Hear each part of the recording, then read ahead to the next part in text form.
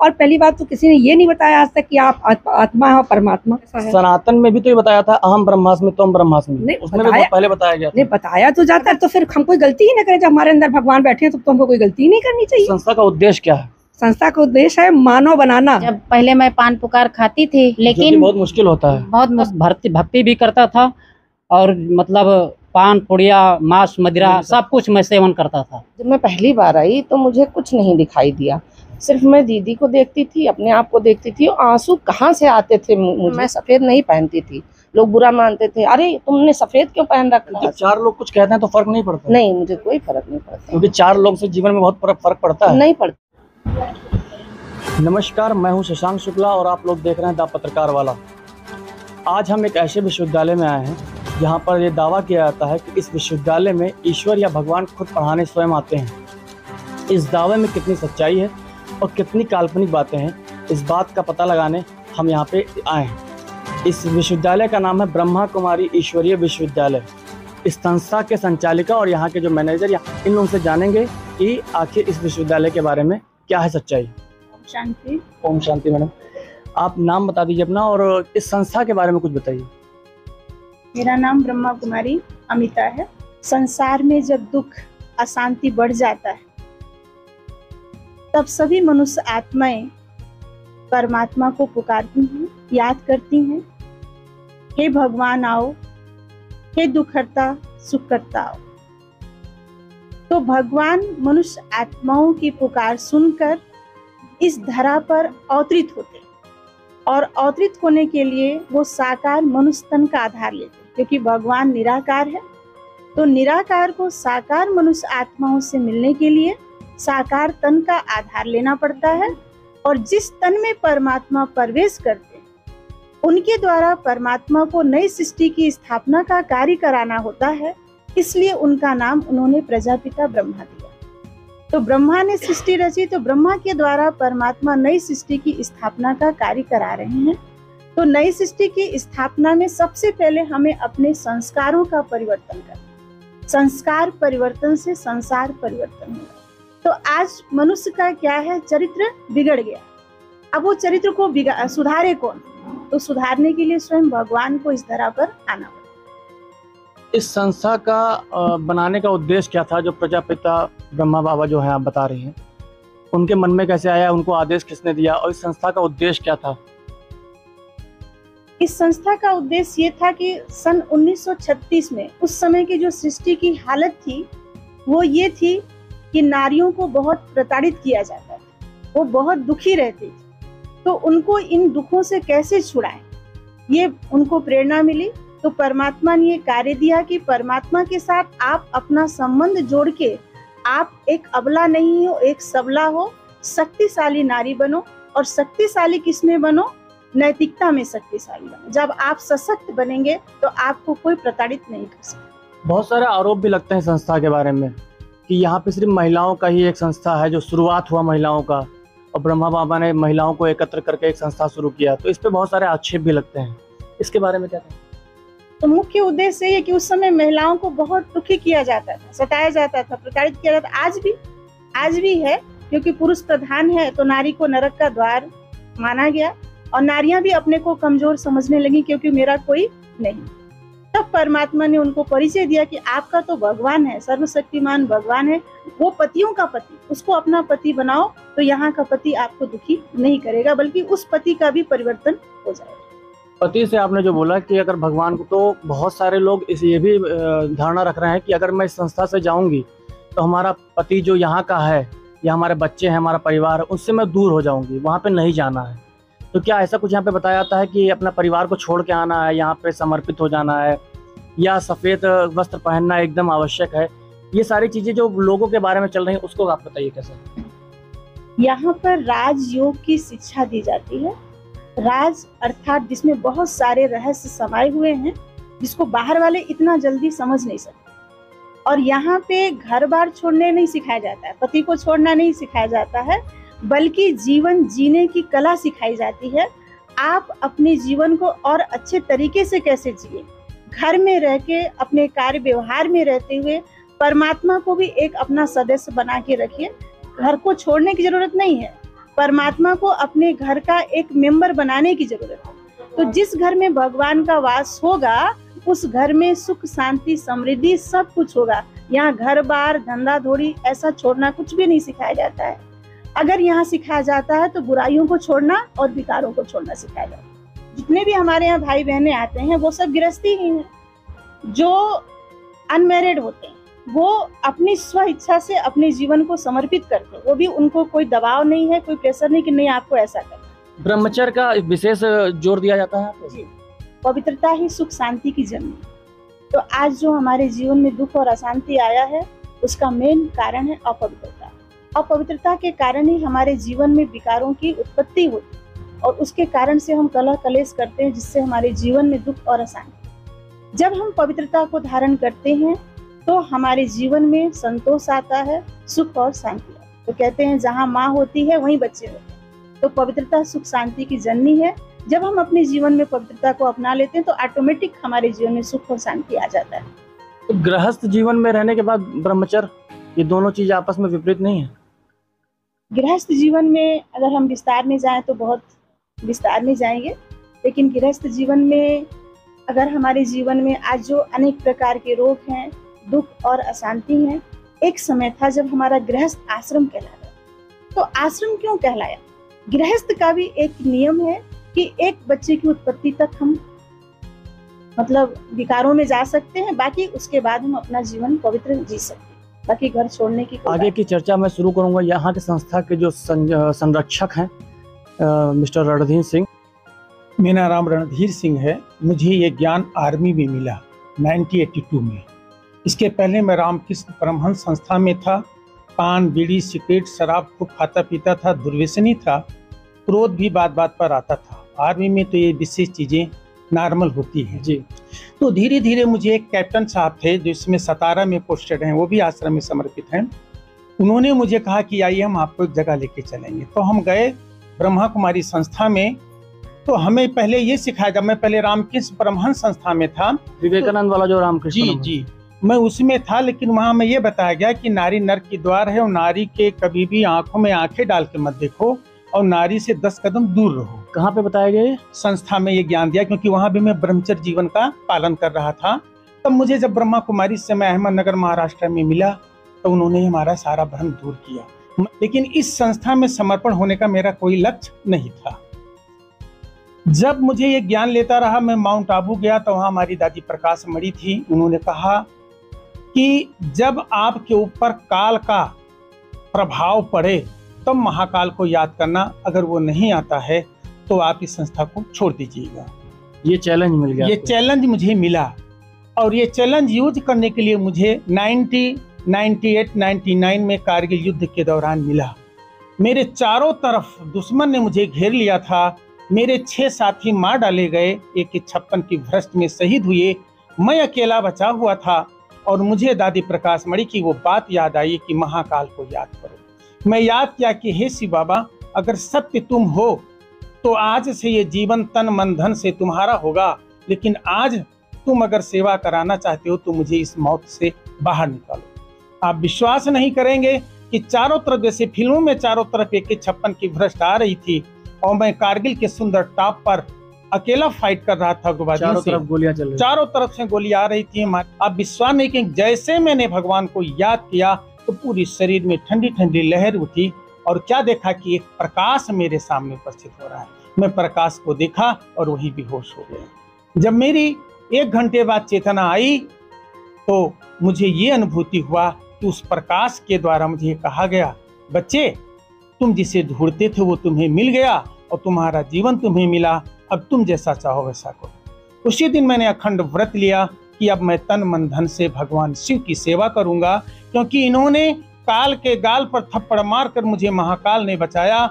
तो भाई साहब 2001 में मैं पेंशन लिया, पैसा लाया, जमीन खरीदा, ये जो आप देख रहे हैं ये सेंटर बनवाया और सेंटर बनवाने के बाद ट्रस्ट किया। हमारी आदरणीय बड़ी दीदी जी जो बैठी हुई हैं, आप बड़ी दीदी यहाँ, क्योंकि बहनों को यहाँ प्रोवाइड माउंट आबू कब करता है, जब बहनों की हम व्यवस्था का जवाबदारी लेंगे। और जब से मैं एक ही लक्ष्य रखा हूँ, भगवान शिव का गली गली में संदेश देना। और आज कम से कम नहीं तो 20-25 हजार लोगों को ज्ञान दिया, गांव-गांव में जाके संदेश देते हैं और सबको दुर्व्यसनों से मुक्त करने की क्रिया सिखाते हैं और लोग अच्छी जीवन जीते हैं। और आगे यही संकल्प है। आज हम इस उद्देश्य से आए हैं कि जब पता चलता है कि कोई ऐसा विश्वविद्यालय जहाँ पे ईश्वर खुद पढ़ाने आते हैं, यही तो कहा जाता है यहाँ पे, तो जान के या सुन के बहुत अलग सा लगता है कि ऐसा कौन सा विश्वविद्यालय है। उसी चीज को जानने और लोगों को बताने और दिखाने के लिए हम लोग यहाँ पे आए हैं। लेकिन आप लोगों का अनुभव ज्यादा महत्वपूर्ण रखता है क्योंकि आप लोग इतने साल से, इतने टाइम से जुड़े हुए हैं। तो यहाँ का क्या अनुभव है वो आप शेयर करिए। जी मैडम, अपना नाम बताइए। मेरा नाम मधु सिंह। जी, आप कितने टाइम से यहाँ पे जुड़ी हुई हैं? मेरा 14 साल हो गया। 14 साल से आप यहाँ पे जुड़ी हैं। तो अच्छा खासा अनुभव है। बहुत अच्छा खासा अनुभव है। क्या है इस संस्था के बारे में कुछ बताइए। देखिए, पहली बात तो सत्यता है और आप जितना आपका भटकाव है वो दूर रहता है जब आप यहाँ आते हैं, जब इस ज्ञान को सुनते हैं। और जो बातें बाबा बताते हैं हमको, जो जितनी सूक्ष्म बातें वो शायद कोई मनुष्य नहीं बता सकता है। जो छोटी छोटी बातें जिन पे मेरा अटेंशन नहीं होता है, वो चीजें हमको यहाँ जानकारी मिलती है। और पहली बात तो किसी ने ये नहीं बताया आज तक कि आप आत्मा और परमात्मा स्वरूप कैसा है। सनातन में भी तो ये बताया था, अहम ब्रह्मास्मि त्वं ब्रह्मास्मि, उसमें भी पहले बताया गया था। नहीं, बताया तो जाता है, लेकिन देखिए कितना, जैसे देवी देवता कितने सारे, सबको भगवान, तो गॉड इज वन, तो भगवान तो सब नहीं हो सकते हैं। हम भी कहते हैं, आप भी सब कहते हैं गॉड इज वन, तो कैसे सब भगवान हो गए? नहीं, हमारे अंदर आत्मा स्वरूप भगवान। नहीं, आत्मा अगर, तो फिर हम कोई गलती ही ना करें। जब हमारे अंदर भगवान बैठे हैं तो हमको कोई गलती ही नहीं करनी चाहिए। तो हमको इतना पवित्र होना चाहिए, मेरे अंदर इतनी शुद्धता होनी चाहिए। जहाँ परमात्मा है, परमात्मा को हम एक पुष्प भी चढ़ाते हैं तो नहा धो साफ। तो अगर मेरे अंदर परमात्मा स्वयं विराजमान है तो फिर हम इतनी गलतियां कैसे कर रहे हैं? और कुछ इस संस्था के बारे में, कब से ये संस्था शुरू हुआ और इस संस्था का उद्देश्य क्या है? संस्था का उद्देश्य है मानव बनाना, विकारों को दूर करना। आजकल आदमी मानव देखते हुए दिख तो रहा है मानव, लेकिन मानव जैसे संस्कार नहीं है, कर्म नहीं है। यानी संस्कार को अच्छा हाँ, परिवर्तन करना मेन चीज। बस बाबा हमको ये कहा, परिवर्तन करो, स्वयं का परिवर्तन, दूसरों का परिवर्तन है। हम अपने को चेंज करेंगे तो दूसरे खुद चेंज होंगे। हम सोचे आपको हम चेंज कर दें, कहाँ से चेंज कर देंगे? जब हम ही नहीं, हम चेंज होंगे, आप स्वयं चेंज होंगे। फॉलो, हम लोग फादर को फॉलो करते हैं, गॉड फादर शिव बाबा को। ब्रह्मा से आपका क्या तात्पर्य और शिव बाबा से क्या तात्पर्य? नहीं, ब्रह्मा बाबा तो ब्रह्मा के तन में शिव बाबा आते हैं तो ज्ञान मिलता है। निराकार कोई आत्मा शरीर ना ले तो क्या कहेंगे? भूत प्रेत कहेंगे, आप भटकती रहेगी। लेकिन अगर वो किसी के तन से जब बोलती तो आप कहते हैं वो व्यक्ति बोल रहा है। तो ऐसे शिव बाबा इस कल्प में ज्ञान देने के लिए जो संगम युग, 4 युग बताया गया, लेकिन ये जो संगम युग है जो 100 वर्ष का, उसमें बाबा खुद अवतरण लेते हैं और हमको शिव बाबा के उसमें, और उसके द्वारा हमको ज्ञान मिलता है। क्योंकि जो बातें बाबा ने बताई वो बातें और मनुष्य ने तो नहीं बताई, तो इसलिए, और उसका अनुभव भी सबको बहुत अच्छा होता है। लोगों को अगर फायदे ना होते तो आदमी, देखिए 99% आदमी केवल स्वार्थ के लिए दौड़ता है, मेरा ये भला हो जाए, ये भला हो जाए। 1% आदमी या 2% ले लीजिए, सर्व कल्याण के लिए आता है। कहीं भी आप पूछिए, किसी से पूछिए, लेकिन बाबा तो विश्व कल्याणकारी का हमको वरदान ही दे दिए, सम्मान ही मेरा विश्व कल्याणकारी, विश्व कल्याण करो। अगर इस संस्था से कोई जुड़ना चाह रहा है या अभी तक यहाँ पे नहीं पहुंचा है, तो उसके लिए क्या संदेश होगा? क्यों यहाँ पे वो आए, उसका क्या क्यों आए? वो अपने यहाँ का ज्ञान जाने के भगवान कौन है जो इतना भटक रहा है, तमाम जगह तीर्थ यात्रा कर रहा है, नंगे पैर कर रहा है, उसके बाद भी कहीं कुछ हो जाता है, कहीं कुछ हो जाता है, हमको प्राप्तियां कम होती हैं। तो कर्म कांड पे यहाँ पे विशेष ध्यान नहीं दिया। कर्म कांड पे क्यों नहीं दिया? कर्म कांड पे ही तो दिया था, जब कर्म ही तो सब कुछ है। कर्म तो कर्म कांड तो वो भी कर रहा है। नहीं तो कर्म कैसे कर रहे हैं? कर्म तो चोर भी कर रहा है, कर्म तो पुजारी भी कर रहा है, कर्म तो योगी भी कर रहा है। हम तो कर्म योगी हैं, काम करते हुए, योग में रहते हुए। शिव बाबा को निरंतर किसी चीज को रोकिए नहीं, स्टॉप नहीं करिए, केवल अपने में सुधार करके आप कर्म करते हुए योग करिए। या बाबा को याद रखिए, जो जैसे आप आए हैं, ये सोचिए कि हम यहाँ पे आए हैं, ईश्वर ने मुझे भेजा है, इन बच्चों से हम बाबा का ज्ञान सुन रहे हैं। ये न सोचिए मैं आया हूँ, मैं सुना रहा हूँ, मैं सुन रही हूँ, ऐसा कुछ नहीं है। कुछ भी करिए, सारा, हाँ, सब श्रेय उनका, क्योंकि जन्म भी उन्होंने दिया है, पाला पोसा सब कुछ। Next to God mother father होते हैं, तो फर्स्ट गॉड वो है। अच्छा, राजयोग से क्या तात्पर्य? मेडिटेशन? राजयोग में आपको, हाँ, मेडिटेशन ही मेन चीज है, लेकिन जैसे एक होता है हठ योग, ये सब शारीरिक क्रिया, इसमें है आपको आध्यात्मिक क्रिया। आप अपने मन को ईश्वर से जोड़िए, सिर्फ एक मतलब है कि सिर्फ अपने मन को ईश्वर में आप लगाइए, ईश्वर स्वयं को आत्मा मान के। हाँ, स्वयं को। अगर शरीर में रहेंगे तो आप सुंदर भी हैं, खराब भी हैं, तो हमारे अंदर देहभान होगा तो हम उससे वो प्रेम नहीं कर पाएंगे, लेकिन आत्मा है तो सब एट इट इज। और मैं जब भी कोई समस्या होता है तो मैं बाबा को पहले याद करके तभी कोई कार्य करती हूँ और मेरा सफल हुआ, सारा कार्य सफल कितने हुआ। साल से आप जुड़ी हैं? हम 10-12 साल से जुड़े हैं। तो व्यक्तिगत अनुभव आपको क्या रहा जब आपको लगा हो कि वाकई में कुछ ऐसा अनुभव मिला आपको? हाँ मिला, बाबा तत्काल मिलते थे। जब पहले मैं पान पुकार खाती थी और सोचा कि अब मैं छोड़ दूं, लेकिन बहुत मुश्किल होता है। बहुत मुश्किल होता है। फिर 10-15 दिन डिब्बी उब्बी फेंक दिया, कहा अब नहीं खाएंगे। परंतु कुछ चीनी चाय कुछ लेने गई, वहाँ 2-4 रुपए बचे और उसने मुझे दे दिया और मैंने खा लिया। और दिन में खाना वाना खा के जब खा लिया, क्योंकि मैं प्रतिज्ञा कर चुकी थी कि अब मैं नहीं खाऊंगी, तो दिन में ही थोड़ी 10 मिनट के लिए मैं लेटी और मुझे क्या अनुभव हो रहा कि मैं सीसी जो दवा की आती नहीं, भर लो सिरिंज में, उसको मैंने मुंह में कूच डाला और उसको धीरे धीरे थूक रहे हैं कि ये कहीं मुझे गड़ ना जाए। तो बाबा से हमें यही परिचय मिला कि हाँ ये शरीर को तुम्हारे कष्ट देगा, इसलिए अब तुम इसे मत खाओ। तब से मैंने प्रतिज्ञा किया और आज तक कभी नहीं। कितने साल हो गए छोड़े हुए? हो गए 10-12 साल भी। वही 1 साल मुझे चले हुआ था, 2-4 महीने में ही मैंने प्रतिज्ञा ले लिया। नाम बताइए। सुमन तिवारी। कितने साल से हैं आप यहाँ से? 18 साल हो गए। 18 साल इस संस्था से जुड़े हो गए। मुझे ज़्यादा तो नहीं बोलूँगी मैं, लेकिन यहाँ आने के बाद जब मैं आई बहुत परेशान रहती, बीमार रहती थी पहले मैं बहुत ज़्यादा। तो एक पड़ोसी थे मेरे, उन्होंने कहा हमारे बच्चों से कि मम्मी बीमार रहती हैं। तो उन्होंने कहा बहुत बीमार रहती हैं, घरेलू में और मतलब ऐसे तो ज़्यादा बीमार रहती हैं। तो उन्होंने कहा आप ओम शांति में ले जाओ उनको। तो मेरे बच्चों ने लाके यहाँ छोड़ा और मैं जब से यहाँ आई, जब मैं पहली बार आई तो मुझे कुछ नहीं दिखाई दिया। सिर्फ मैं दीदी को देखती थी, अपने आप को देखती थी। आंसू कहाँ से आते थे मुझे ये नहीं पता चलता था। आंसू इतना ज़्यादा आते थे कि मैं चारों तरफ देखती थी तो ये लगता था किसी की आंखों में आंसू नहीं है, मेरे क्यों है। और इतना ज़्यादा बहने लगता था, मुझे पूछना पड़ता था, बार बार आंसू इतना ज़्यादा आ रहे थे। तो मैंने भैया जी से पूछा, दीदी से पूछा, तो कहे ये अच्छे संकेत है, इसमें घबराने की बात नहीं है और आप अच्छी जगह आ गई हैं, अच्छी जगह आ गई हो। यहाँ आने के बाद जैसे हम कदम रखते हैं यहाँ दरवाजे पर, मुझे लगता है कि वास्तव में ये शांति धाम है। यहाँ कदम रखते ही लगता है मुझे शांति मिल गई। सकारात्मक ऊर्जा से आप एकदम भर जाते हैं। मुझे और तीर्थ, मैं बहुत ज़्यादा तीर्थ गई, बहुत जगह गई, थकान तो मुझे लगा, पैसा भी अथार लगा, लेकिन ये नहीं फील हुआ कि भगवान से मैं कनेक्ट हुई। नहीं, अब मैं किसी भीड़ भाड़ में जाती हूँ तो मुझे लगता है मैं भगवान से मिली ही नहीं, मैं तो भीड़ में मिली हूँ। और इतना रुपया और इतना परेशान होकर जाना भी। मुझे भीड़ में सिर्फ लोग दिखाई देने लगते थे, मुझे भगवान नहीं दिखाई देते। लेकिन जब मैं वहाँ गई माउंट आबू में तो मुझे भगवान दिखने लगे, जैसे लगा कि वास्तव में यहाँ भगवान है, यहाँ आना चाहिए।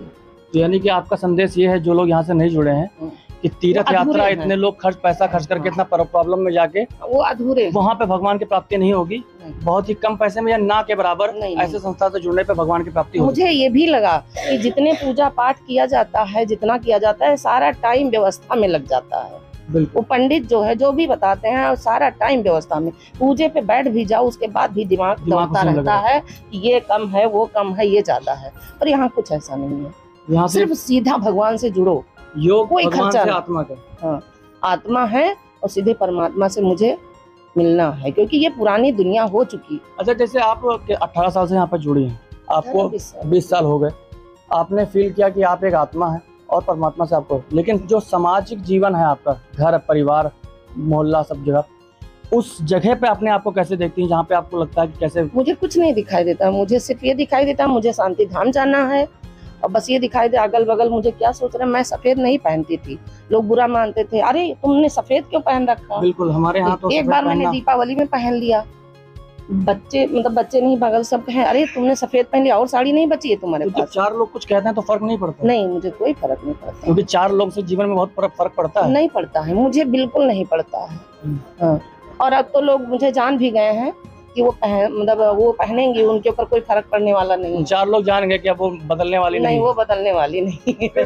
मेरे रिश्तेदार भी जान गए कि वो बदलने वाली नहीं है। चलिए, बहुत बहुत धन्यवाद आपका, अच्छा लगा। ओम शांति। क्या नाम है आपका? सर, ओम शांति। My name is Aditi Gupta. पढ़ती हैं, पढ़ाई करती हैं? यस। किस क्लास में? Class 12th। कौन से स्कूल? CMS। CMS में। आप अभी यंग हैं और पढ़ने की उम्र है आपकी, तो आप कहाँ ऐसे संस्था में आ गए कि आत्मा परमात्मा की खोज में निकल आए? आपको तो भी पढ़ना है। हाँ, पढ़ना है, लेकिन जितना साइंस जरूरी उतने हमारे जीवन में आध्यात्मिकता भी जरूरी है, क्योंकि आजकल की जनरेशन को आध्यात्मिकता की बहुत जरूरत है। तो आपको जरूरत लगी आध्यात्मिक? हाँ, मुझे जरूरत लगी आध्यात्मिक। क्या फायदा मिला आपको एज ए स्टूडेंट इस धाम से जुड़ के? ये कि मेरी पढ़ाई में बहुत ही ज़्यादा इम्प्रूवमेंट रहा है। ऐसा नहीं है कि पहले भी कुछ नहीं आता था, लेकिन अभी भी बहुत कुछ ऐसे सीखने को मिलता है। नॉलेज जो अच्छी तरीके से समझ में आती है, एक वो चीज़ है। और एक योग करने से हमारे जो हमारी स्टूडेंट लाइफ होती है, उसमें क्या है, बहुत सारी डिस्ट्रैक्शंस रहते हैं, बहुत सारे प्रॉब्लम्स रहते हैं। बट योग करने से हमारे लाइफ को सही राह मिलती है कि हमें कैसे अपने आप को मैनेजमेंट करना है, कैसे क्या करना है। मेरे ख्याल से कंसंट्रेशन पावर आपकी ज़्यादा बिल्डअप करती होगी अगर आप यहाँ से योग कर रहे हैं, मेडिटेशन कर रहे हैं, इसका फायदा मिलता है। तो आप अपने स्टूडेंट अपने स्कूल में इसका बताती हैं आपको कि मैं वहाँ पे जाती हूँ?